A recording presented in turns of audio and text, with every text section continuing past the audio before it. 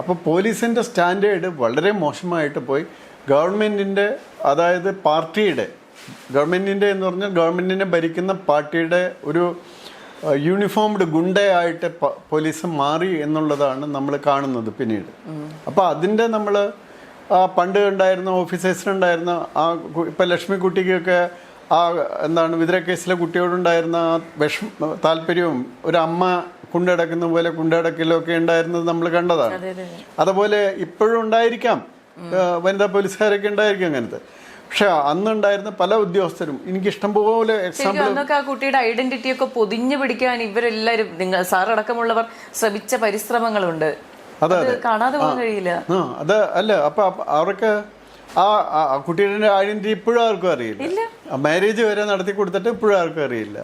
അപ്പൊ അത്രയും നന്നായിട്ട് നമ്മൾ നോക്കിയിരുന്ന അങ്ങനെയുള്ള കുട്ടികളൊക്കെ വരുന്ന സമയത്ത് അവരുടെ ജീവിതം കഴിയുന്നത്ര ബെറ്ററാക്കി എടുക്കാനായിട്ടുള്ള കാര്യങ്ങളൊക്കെ നമ്മൾ ചെയ്തിരുന്നു. അതിൻ്റെ കൂടെ നിന്ന് ഒന്നാന്തരം ഓഫീസേഴ്സ് കുറേ ഉണ്ടായിരുന്നു.